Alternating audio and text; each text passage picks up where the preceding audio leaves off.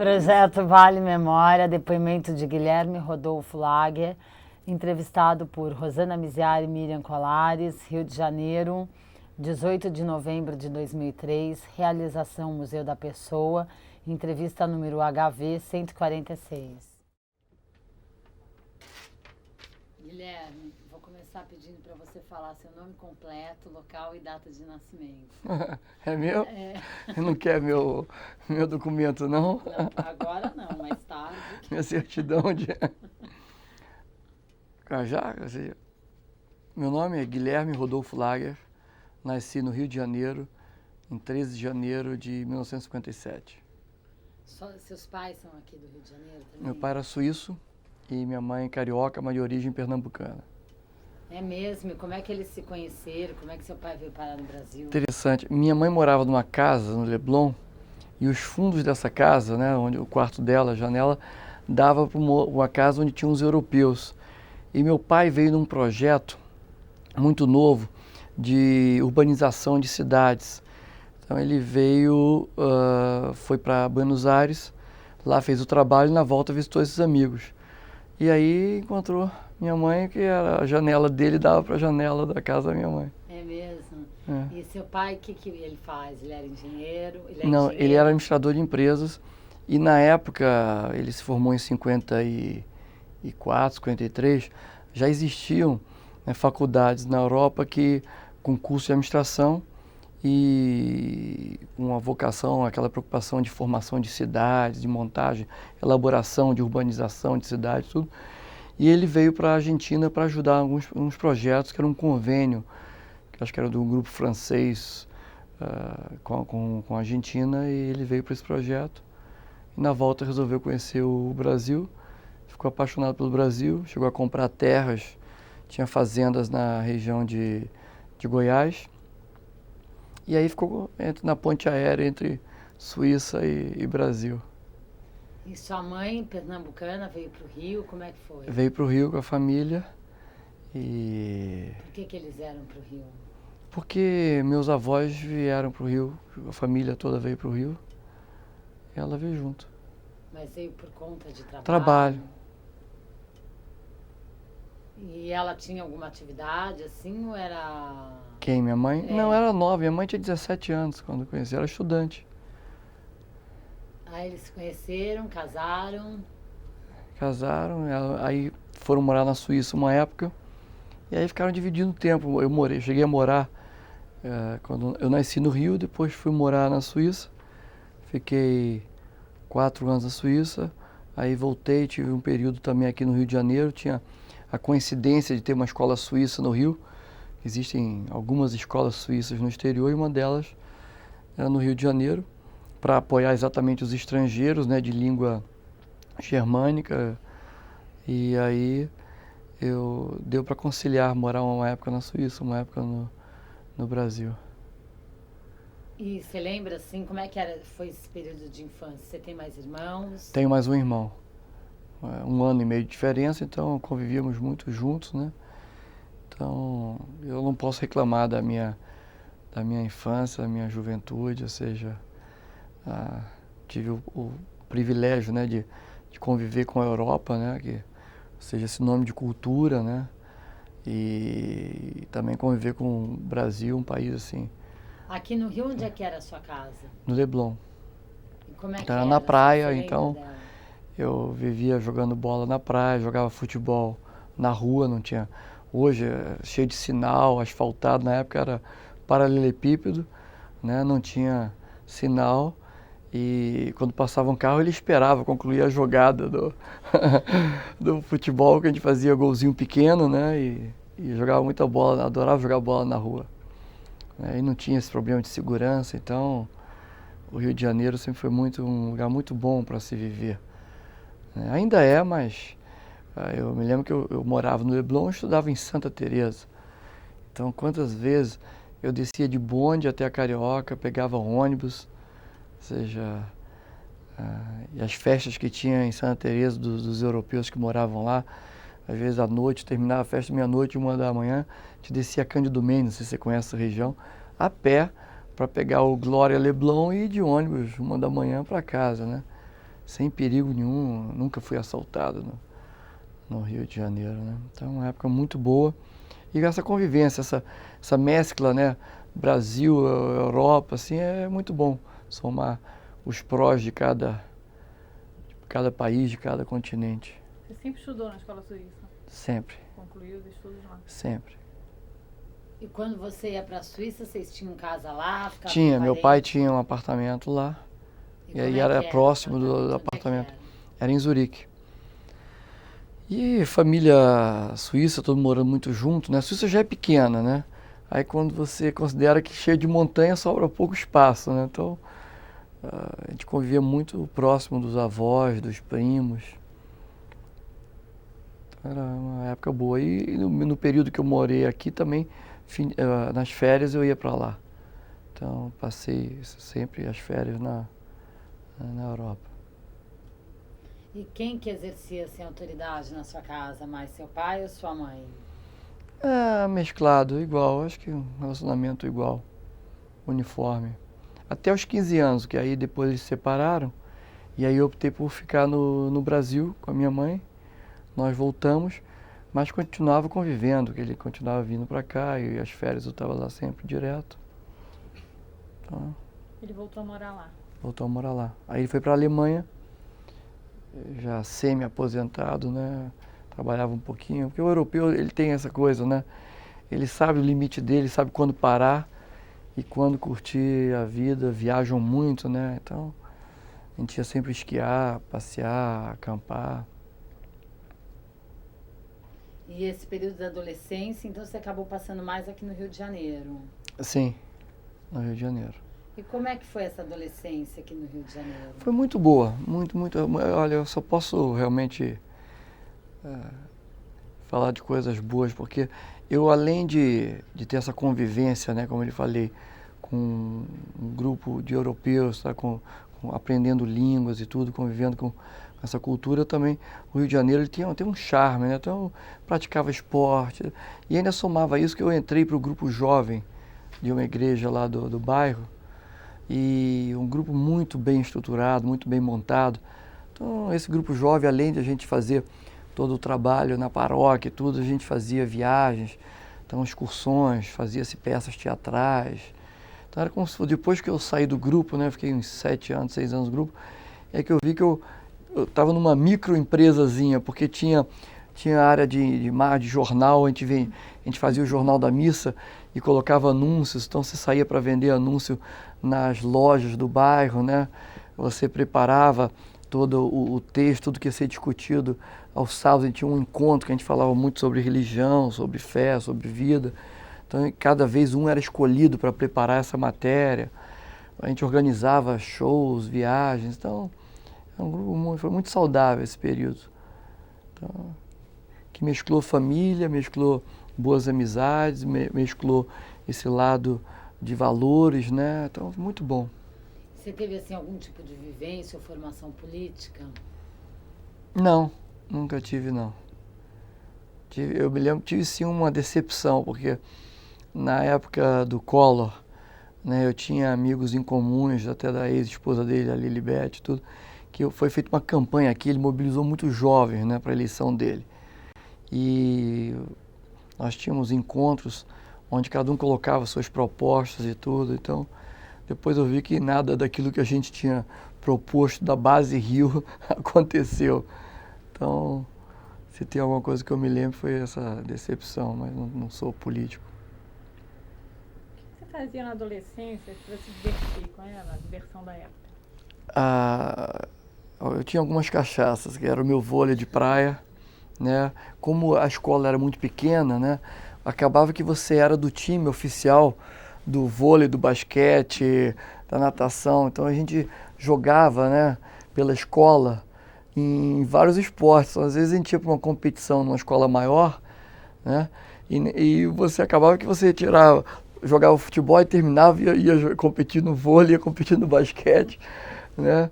Então, porque nós éramos muito poucos alunos. Minha turma, nós éramos, na minha sala, 4 alunos. Então, ou seja, tinha que juntar até os funcionários da escola para formar um time, né? Então, muito bom. E festas, assim, à noite? Eu sempre gostava de dançar, de sair. Esse grupo jovem era muito unido, então a gente proporcionava, né? E num grupo desse, onde você tem, tipo, 50, né, amigos, você pelo menos tem uma festa por fim de semana, né? Então eu estava sempre muito ocupado, mas eu sempre fui mais do dia. Eu sou uma pessoa que não importa a hora que eu vá dormir. Esse fim de semana mesmo, fui dormir 3h30 da manhã, fui numa festa, né? 8 horas estava de pé para curtir minha praia, meu sol.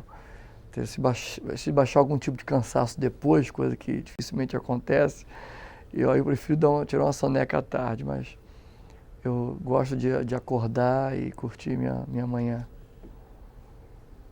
E nesse período, assim, você já tinha algum desejo, sua família, que você seguisse alguma carreira?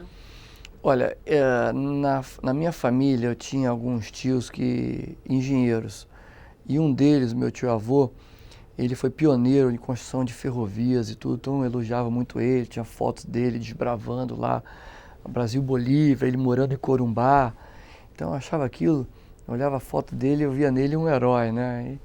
E naquela época a engenharia ainda era uma faculdade de ponta, você não tinha curso de administração, essas coisas.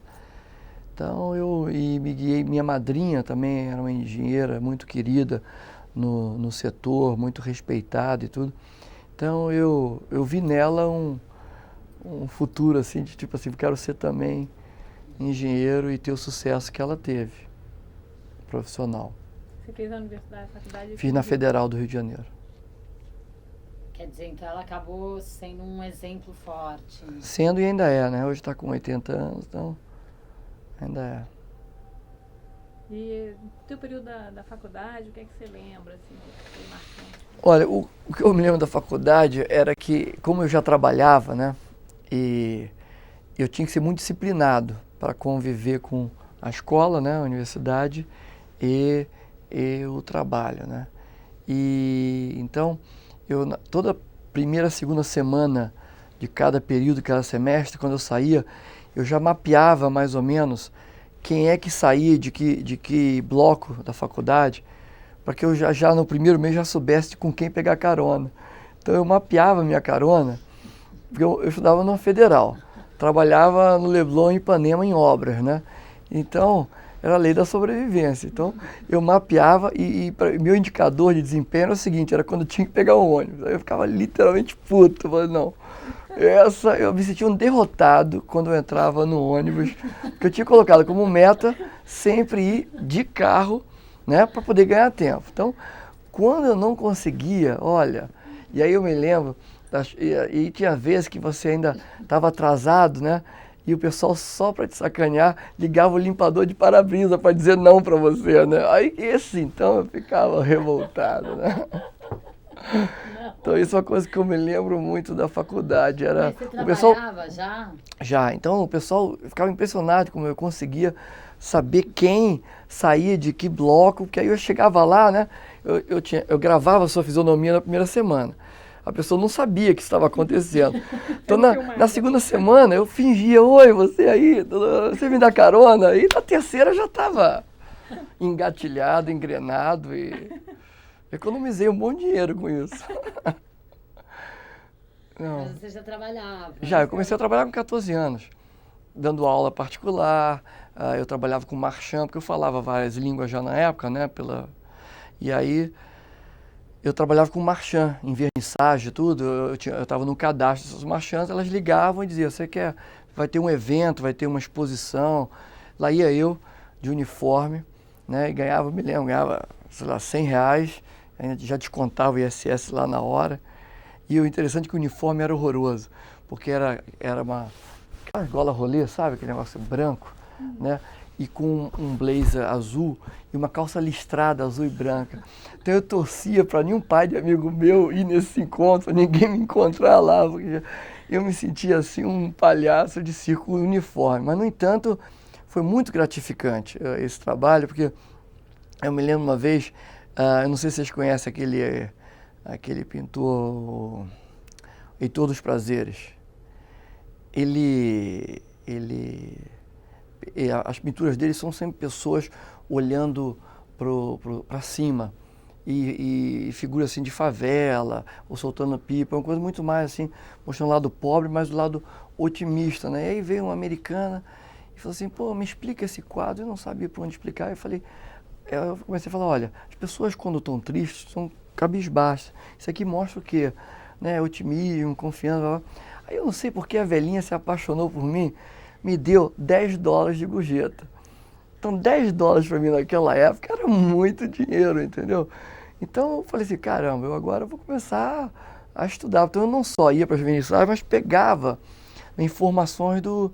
Porque você podia ter só, tipo assim, é chamado, vai lá, né, cumpre o seu papel de meio recepcionista, meio de tratar bem, tá bom. Eu falei, vou agregar alguma coisa à minha atividade, né? Então eu pegava o prospecto antes. Então, entre verdades e mentiras, ganhava alguns trocados. Impressionante como o europeu, o americano, quando vinha, ele via que alguém estava ajudando, gorjeta para eles não é problema quando eles estão sendo bem tratados, né? Bem atendidos. Isso eu descobri. Você trabalhava porque você precisou à ajudar noite. com a separação? Não, porque foi você mais porque queria... não, o meu pai, formação europeia, né? Passou 2 guerras e tudo. Então eu me lembro que uma vez nós fomos para... Foi boa a sua pergunta, porque foi interessante, eu contava com 14 anos, eu fui esquiar com meu pai e a gente passou uma semana antes de ir para a estação em Paris. Ele tinha um negócio para fazer e não nos comentou. Então fui eu e meu irmão, ele, curtimos o fim de semana lá em Paris. Na segunda-feira de manhã eu acordo, estou no hotel, tá ele de terno e gravata, né? Ele tinha se arrumado, eu falei, o que você vai fazer, pai? Ele falou, não, eu tenho um trabalho, e me deu o mapa do metrô para mim e para o meu irmão e falou, virem-se. Então foi a primeira vez que eu, né, sempre meio paparicado por tudo e tudo, pô, me vi tipo assim, caramba, né? Então peguei o mapa do metrô e comecei a andar, eu e meu irmão, né? E a primeira preocupação era como voltar, né? O problema não era a língua, mas era, né, sempre o novo, porque quando você vai de turista, você não se preocupa, você não grava placa, não grava nada. Mas foi muito gratificante, porque por exemplo, hoje eu sei andar em Paris sozinho por causa disso, porque eu ralei e foi uma escola. E quando terminou essa semana que ele estava lá a trabalho, ele chegou e falou, olha, a partir de agora, né, quando der, sei lá, em março, eu vou te dar um tempo, mas eu vou cortar a sua mesada, porque você já está grandinho bastante para trabalhar, né? E aquilo no primeiro momento foi um choque, né? Porque eu pensei, caramba, né? Minha praia, meu vôlei, meu futebol. E hoje eu agradeço porque deu para eu jogar minha bola, menos, mas passei a jogar melhor talvez, né? Valorizava mais. Deu para ganhar meu dinheiro, deu para estudar, trabalhar e tudo isso que eu já contei para vocês eu conseguia fazer, né? E aí eu criei uma disciplina que era muito interessante. Eu já verificava se o fim de semana ia chover ou não, porque se fosse chover, eu já metia horário de aula particular, que eu tinha uma demanda muito grande. Isso era uma coisa, então sábado, né, pô, vai chover, então eu já metia um cara às 9, de 9 às 10, e já ganhava um dinheirinho, né? E às vezes sabe aquele horário da lombeira de sábado, domingo, que você não sabe o que vai fazer? E fica 1h30 pegando uma revista, olhando pro teto, ou implicando com alguém em casa, né? Eu pegava e já mapeava esses horários, eu dava aula. Então eu tinha horário lá, às vezes de 3 às 5 da tarde, quando tava, sei lá, ninguém sabia o que fazer direito, porque era entre a praia que você tinha ido e a noite que você ia curtir, eu já ia tendo umas aulas particulares. Já ganhava um dinheirinho da noite, né? Olha. Você quer que a gente faça uma pausa para você atender? Deixa eu só ver. Vai na pausa. Gravando. Aí você entrou na faculdade e assim que você entrou na faculdade, você já começou a trabalhar na... Eu já trabalho. Não, Isso. Aí na João Forte. Então, o meu horário é o seguinte, a faculdade era de 7 às 1. Então, eu acordava sempre às 5h30 para pegar 2 ônibus para ir do Leblon para a Federal. Aí, tinha aula de 7 às 11 e a aula de 11 a 1 eu nunca assisti. Então, eu via quem era o CDF e tirava xerox do caderno dele. Porque meio-dia eu estava na obra, né? E ficava tocando as construções aí de meio-dia às 6. E de 6h30 até às 9 eu ainda ia dar aula, às vezes. Eu ainda fiquei um bom tempo dando aula, eu gostava de dar aula, eu gosto. É sempre aula particular? Sempre particular. Era para alunos da escola suíça mesmo? Básica, a maioria sim. que acabou que tinha alguns brasileiros e que aí as crianças não acompanhavam bem o alemão, e aí então eu fazia todo o reforço de alemão, ou mesmo com as matérias eram dadas na época em alemão, física, matemática, aí o cara tinha mais dificuldade ainda, né? Então... Ô Guilherme, nesse período você tinha assim um desejo, tipo, estou me formando e vou ser o presidente, assim, tinha alguma projeção que você já fazia para sua carreira nesse período da faculdade?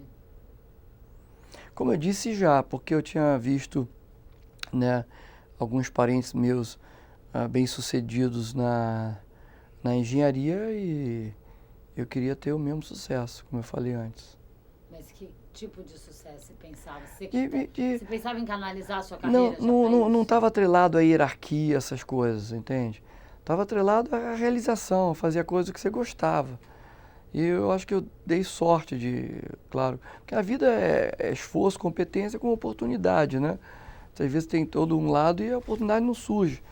Mas eu diria que eu tive muito boas oportunidades, porque trabalhei em construtoras que dão uma boa visão, né, de como é que funciona toda uma estruturação de uma obra, você tem que ser sistemático, tem que ser bem estruturado. Aí depois fui trabalhar em grandes empresas, como a própria Arthur Andersen, uma multinacional, então, que o escritório ficava tinha um escritório no Rio e outro em São Paulo, nós éramos 30 profissionais no Rio, hoje são mais de 1.000 entre Rio e São Paulo, então nós dávamos a cobertura para o Brasil todo. Então isso foi outra vantagem, eu tive a oportunidade de conhecer os vários Brasis que tem no Brasil, né? Ou seja, eu trabalhei em Recife, eu trabalhei em Joinville, eu trabalhei em Belo Horizonte, eu trabalhei em São Paulo, trabalhei em Cuiabá. Então, só com essas cidades eu tive a oportunidade de entender as diversas culturas que tem no Brasil, saber lidar com elas, saber negociar com elas, né? Conviver com elas, é uma coisa muito bacana. Porque o Brasil é muito rico, né, de cultura, de história. Vamos voltar um pouquinho para esse seu período da faculdade. Como é que era assim a faculdade? Quais as matérias que você gostava mais? Olha, para ser sincera, a faculdade, ela não me deixou muitas memórias, assim, não. Porque a escola me deixou muita coisa, aquele período todo que eu te falei da minha juventude foi muito forte. E eu saí de uma escola que eu era um nome, né, que todos me conheciam, todos os empregados, eu jogava bola com os empregados, com a cozinheira, a gente brincava, é uma família. E passei a ser um número na faculdade, né? Então isso você sente a diferença. Então, eu procurei pegar o que tinha de melhor das diversas cadeiras e fui aprender com a vida. Eu fui aprender a consultoria ajudou muito, né? É pôr na mão na massa. Porque na Anderson, que você trabalhou logo depois quando você formou, você foi para lá quando formou? Ou... Não, aí fui logo que eu me formei, fui para lá. Lá era uma empresa mais de consultoria? Era. Na área de engenharia? Não, essa empresa antes você de tava negócios. Na Internacional e Engenharia. Sim, então, isso. Eu passei por João Forte na de engenharia durante o meu período de faculdade. Eu era técnico de engenharia. Como é que foi esse contato? Você foi lá fazer uma ficha para trabalhar na Internacional Engenharia? Não, foi interessante. Como é que você entrou lá? Era um engenheiro que era do Grupo Jovem. Só que quando eu entrei no Grupo Jovem, com 15 anos, 16 anos, ele já tinha 20 e poucos. Então, quando ele estava com seus 24 e eu estava com meus 17, 18, ele que me ajudou a colocar lá. Entendi.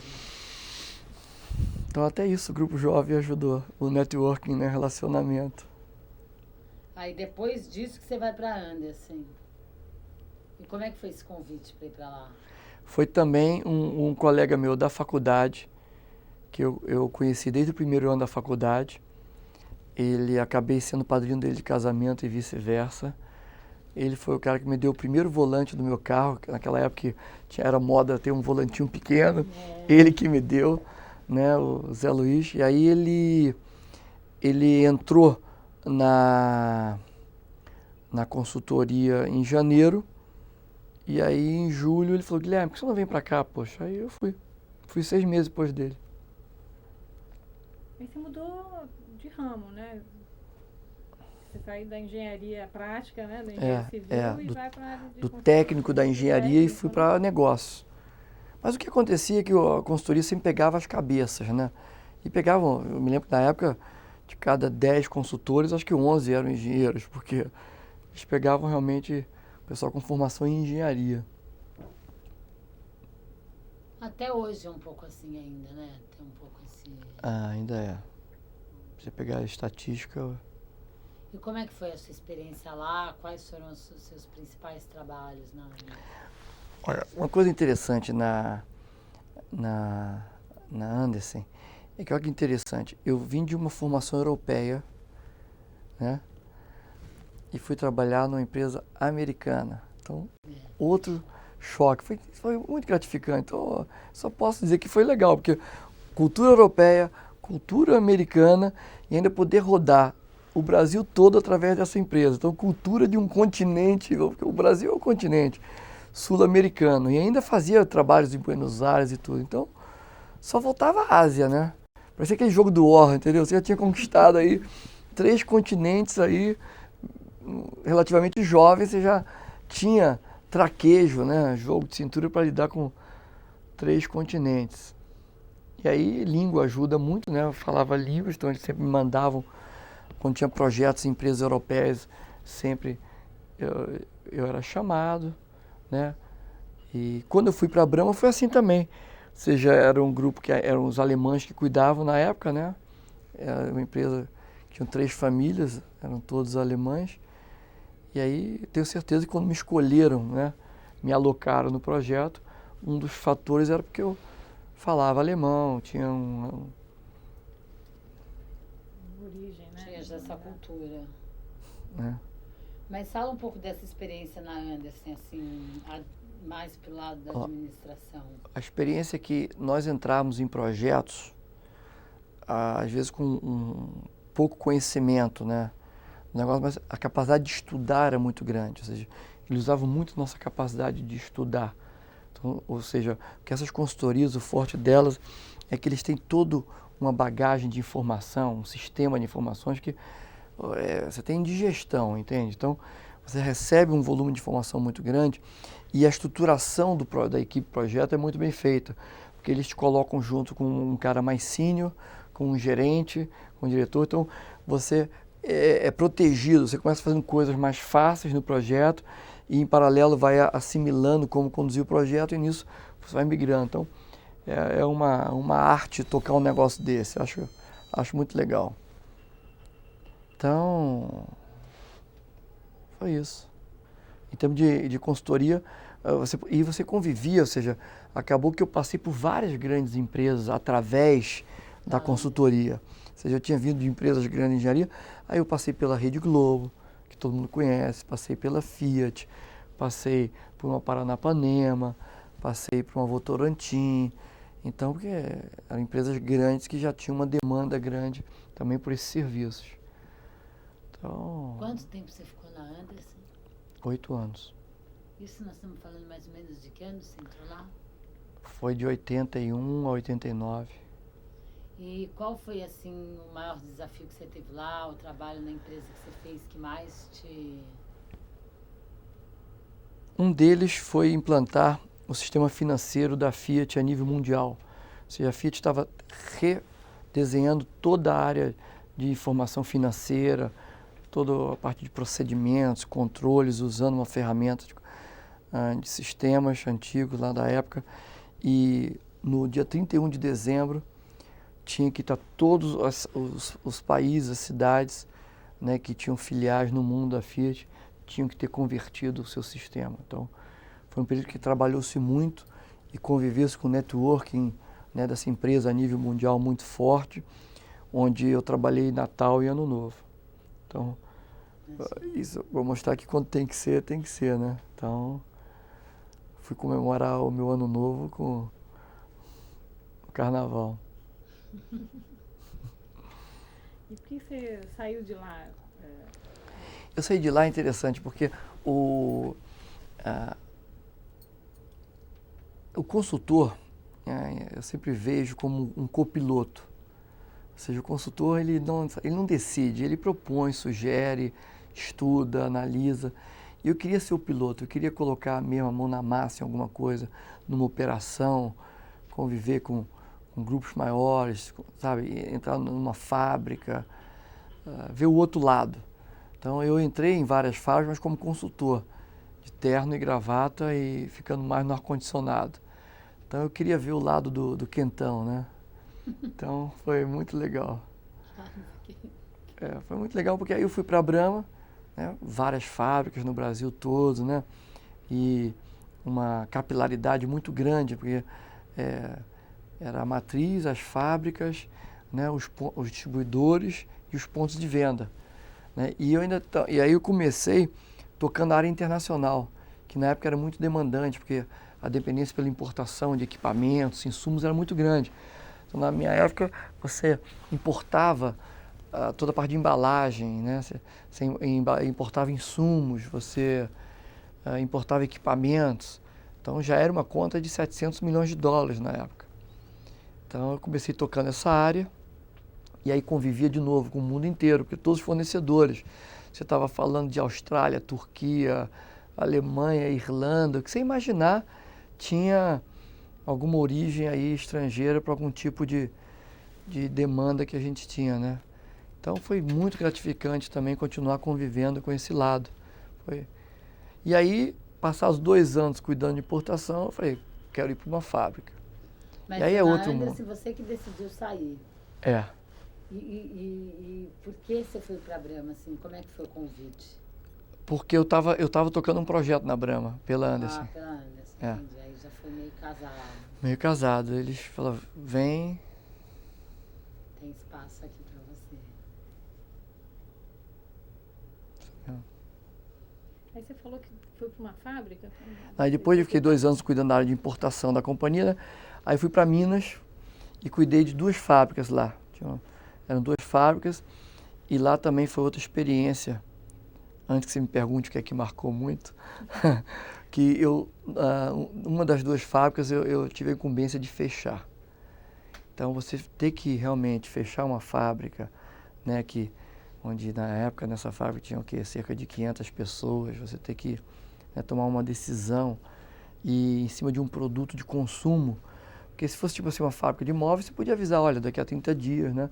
Mas quando você fala de produto de consumo, se você quer dar tem de avisar, né, você corre o risco de alguém não entender, faz uma sabotagem, põe alguma coisa nociva num produto, tinha consequências, né, de risco e que eu tive que aprender, ou seja, ferir um pouco meus valores, né, cristãos, de vou ter que mandar 500 pessoas embora sem dar uma satisfação, sem dizer que pelo menos eles fizeram um bom trabalho, mas era hora de enfrentar e numa bela sexta-feira aí, a gente mandou os telegramas para as famílias e no sábado de manhã já estavam todos numa casa que a gente alugou longe da fábrica para fazer o distrato, né, deles, né?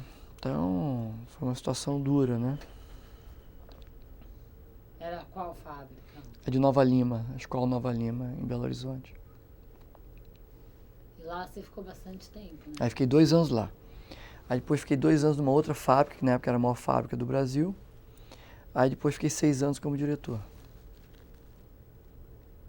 E como diretor, a cada 2 anos me deram uma coisa diferente. Sempre tive um target de 2 em 2 anos, tá? Então eu comecei como diretor de suprimento só, depois acumulei a de logística, depois acumulei a de informática. E aí de lá você veio para Vale? E estou há 2 anos aqui.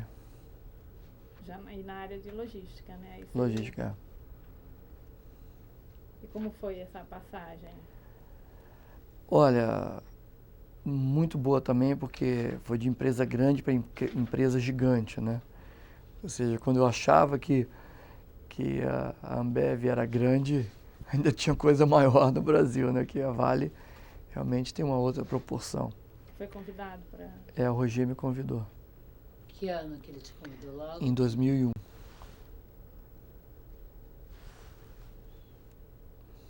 Aí ele te convidou exatamente para qual missão? Não, foi interessante. O Roger já havia me chamado 1 ano e meio antes mesmo do descruzamento com o CSN e tudo, a gente se conheceu.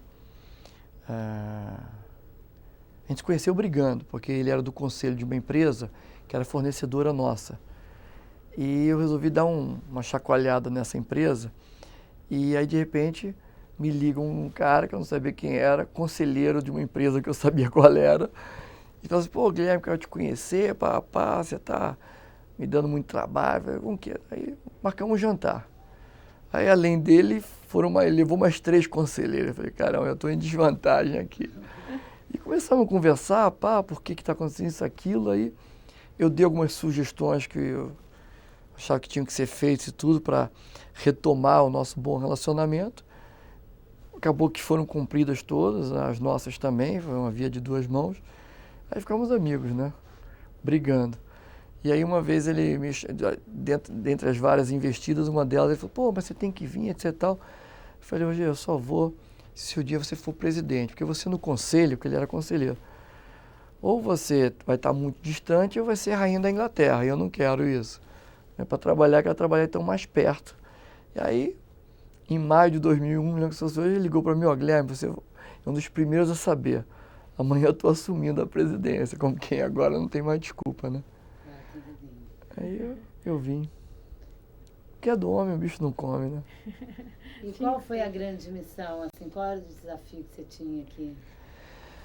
Olha, vários. Um é apoiar a companhia nessa mudança da governança corporativa, ou seja, trazer um outro espírito de trabalho, de velocidade, de dinamismo, de atitude, de vontade, de obsessão pelas coisas, entende? Ou seja, de vibração, ou seja, buscar realmente ter uma equipe brilho nos olhos e pronta para o crescimento que estava latente, previsto e foi se confirmando.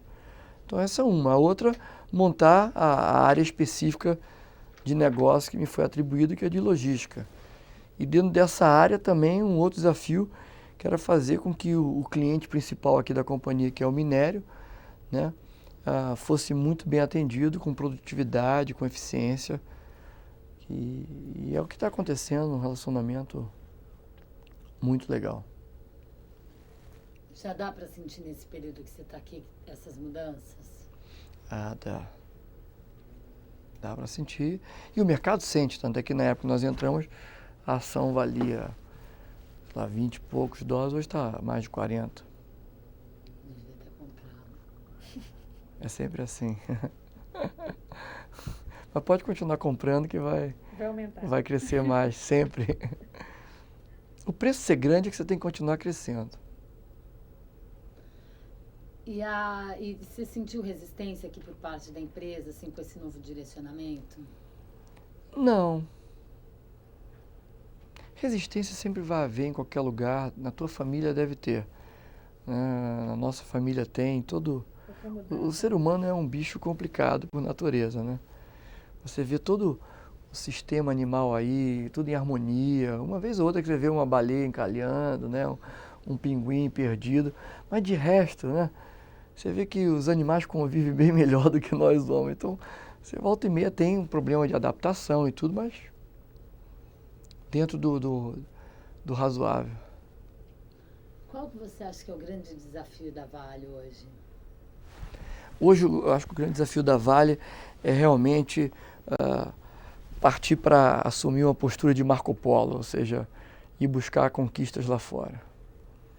Nós temos que realmente mostrar que a nossa competência ela pode ser utilizada em outros países e em outras fronteiras aí. Em algum momento aqui também você chega num limite, né? Então você tem que ir buscar. Globalizar. Quando você chegou aqui, qual foi seu impacto, assim, vendo essas proporções da Vale, assim? Como é que você... O primeiro impacto foi que me deram uma sala que era 10 vezes maior do que isso aqui, né? Eu falei, não dá. Ou eu vou cometer suicídio, vou fazer uma surubada aqui, uma festa, uma noitada, uma farra, porque não dá. Um salão desse, com tanto sofá, tanto conforto, não dá. Aí nós fomos trabalhar todos numa sala juntos, seja, que eu já estava acostumado a trabalhar assim, o Roger também. Então, onde geralmente um diretor ocupava o espaço, hoje cabem 8. É mesmo? Então a gente fica mais unido, dá mais velocidade. Você já esteve lá na sala, já viu? Não, agora não. Então você tem que ir lá ver, Tá na, pra na saber- época do latifúndio. pra você né? saber o que eu estou falando.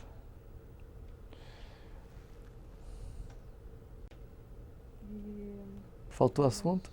Não, jamais. E essas mudanças, quer dizer, você acredita, qual que é a grande meta, quer dizer, na sua área, quer dizer, negócio e logística, quer dizer, qual que é a grande meta que você tem? Eu diria que a logística é uma atividade que, ou seja, desde os caçadores ela é uma coisa vital, que é você realmente saber movimentar o teu produto, a tua estratégia de aquisição de alguma coisa, movimentação, de maneira eficiente. Por que eu falei os caçadores? Porque eles quando iam para a caça, dependendo da presa que eles iam buscar, eles já montavam a maneira de acondicionar, né? Ou era em forma de rede, ou era em engradada, etc. Tal, né? Em função do tamanho também do bicho que eles pegassem, eles tinham que ter uma hora para voltar, porque o tempo de volta, de retorno, se eles chegassem antes do escurecer, eles é que iriam virar presa, né? Então já havia essa preocupação da logística. Então, se você for ver os egípcios, os romanos, os gregos, ou seja, a logística sempre teve na pauta do ser humano. E hoje, cada vez mais, é uma parcela que pode ser uma vantagem competitiva para a empresa se ela trabalhar bem. E o Brasil está vivendo um momento que o Brasil tem que ser competitivo cada vez mais. E está acordando para que na logística, ou seja, na movimentação dos seus produtos, na administração dos seus estoques, ele tem oportunidades. Então, é um momento que a Vale tem essa condição de oferecer esse serviço por ter grandes ativos, estar com seus ativos onde a economia está estabelecida no Brasil e havendo uma demanda aí crescente por esse serviço. Ela serve sobretudo a quem? Quem são os principais? Olha, meu principal cliente vai ser sempre a Vale. Hoje 50% desse faturamento é Vale, mas já tem outros 50% que não é Vale. E aí você tem o setor agrícola, a Bunge, a Cargill, a ADM, você tem a siderurgia toda, tem já o setor de alimentos trabalhando conosco. Pra você ter uma ideia, nós transportamos ano passado 600 containers mês, né, de produtos alimentícios, de higiene, essas coisas. Já agora, mês passado, já superamos 5.000 containers mês. Então, uma coisa que vai de 6.000 para 5.000, queremos chegar a 15.000 na virada do ano que vem. Então, é uma coisa crescente. Aproveitando a estrutura que a Vale tem, que precisa ter para o seu próprio funcionamento. Então, você está maximizando o seu portfólio de ativos.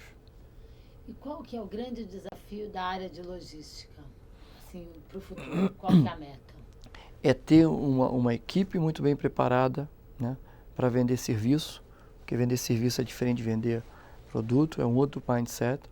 Ter esses ativos em condições muito competitivas e produtivas, ou seja, dar o máximo que a gente tem, gastando pouco por eles, ou seja, ter uma rentabilidade forte na utilização dos seus ativos, né, e ter um bom sistema de informação, que aí você tendo gente, ativos e um bom sistema de informação, você está hoje pronto para oferecer um serviço de qualidade para um cliente que vai ser cada vez mais exigente.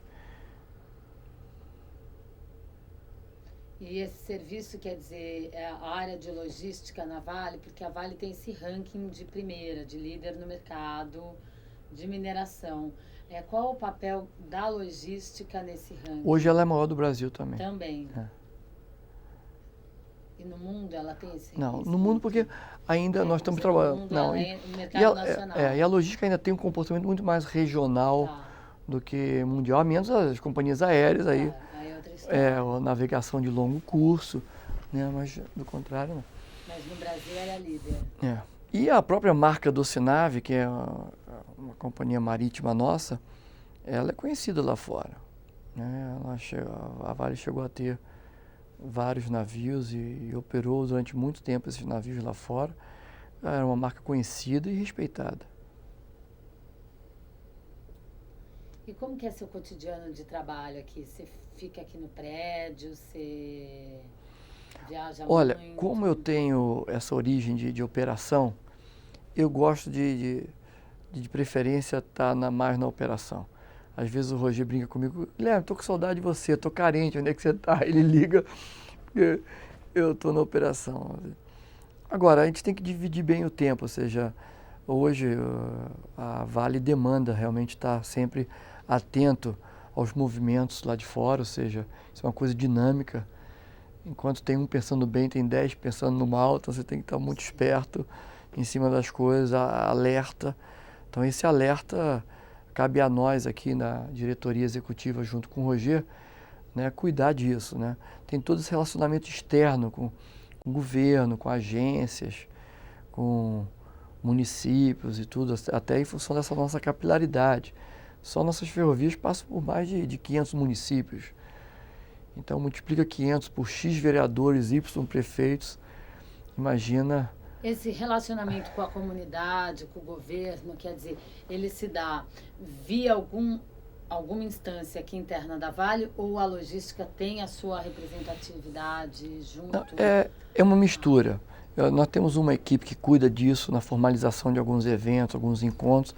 Agora, é claro que onde nós temos nossas filiais ou nossas sedes, nossas estações, nós queremos que os nossos responsáveis por essas bases, né, saibam se relacionar bem, né, com os órgãos públicos e sociais e outros, e isso funciona muito bem. A Vale é uma empresa querida nesses lugares onde ela opera, né? Até porque ela emprega nos lugares, né? Ela dá satisfação aos funcionários. Como é que fica a responsabilidade social associada à área de logística? Olha, eu diria que preservando o meio ambiente, ou seja, porque você permeia aí vários, né? O primeiro passo é motivando e garantindo os funcionários. Para mim, o social primeiro, o social é dentro de casa, né? Isso nós temos uma preocupação muito grande. Não adianta você querer, né, ficar cuidando do seu vizinho e não cuidar bem de casa. Então, eu diria que não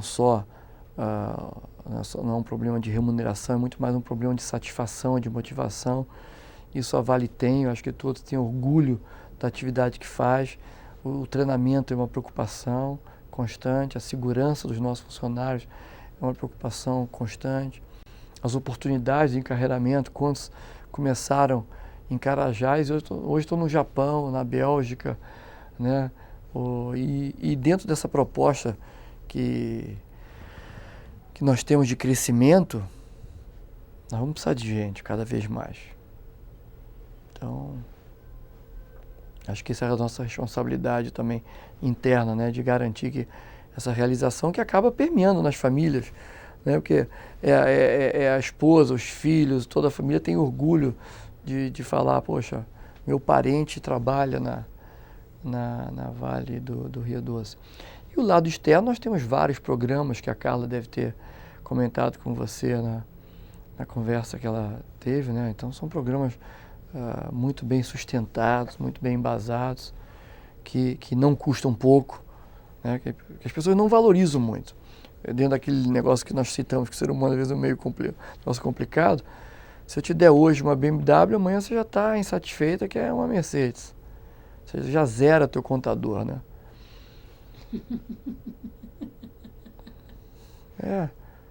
Você está rindo de mim ou para mim? Mas é verdade, né? Então, a gente tem que reconhecer que a Vale tem investido muito nessas coisas. Muito. O próprio novo conceito de responsabilidade social tem mais uma Total. de troca, né, com as comunidades. Total. E aí tem umas contrapartidas. Não, e nós estamos usando o trem da cidadania, que é um trem que vai, e vocês devem ter ouvido falar, então usando nossos trilhos, temos usado as estações para eventos, não é pouca coisa. Estamos agora apoiando lá São Paulo no projeto Guri, já que você é paulista, projeto lindo lá que o Estado de São Paulo banca de formar músicos.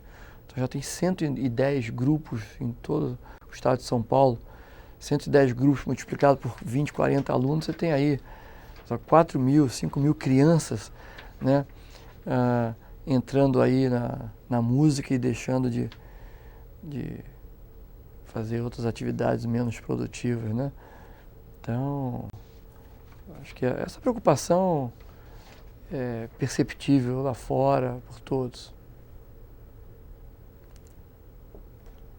E fora o trabalho, assim, agora um pouco de fofoca, revista Caras, como que é, assim, seu cotidiano? Você tem alguma atividade de lazer? Posso falar tudo ou só? Pode. Quantos anos você casou? Eu tô casado há 15 anos. Sua esposa é carioca? Meus filhos, apesar que quando eu tava morando fora, que eles estavam para nascer, mas fiz com que nascessem aqui. Então, vieram nascer aqui no Rio. Então, mas curto demais eles, ou seja, valorizo isso. Que idade tem seus filhos? 11 e 8. E eles, você dá a mesma formação, assim, como você recebeu na escola suíça? Dou.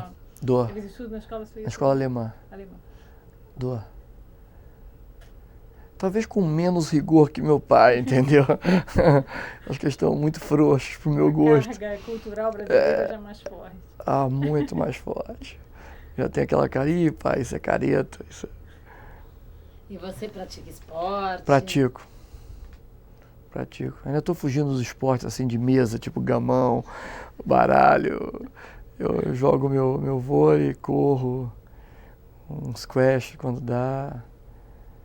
O vôlei é sagrado, é minha cachaça hoje ainda. Guilherme, você tem assim um grande sonho assim no trabalho, aqui dentro da Vale? O grande sonho é de ver realmente essa atividade, né, esse serviço ligado à logística implantado no Brasil. É uma coisa que eu acho que falta hoje. Grandes empresas com essa vocação, esse preparo. Então, esse é meu sonho, é ver isso consolidado, porque isso leva tempo, né? Tem só um ano que nós estamos montando isso aí, então isso leva tempo. Se você tivesse ou pudesse mudar alguma coisa na sua trajetória de vida, você mudaria? Não.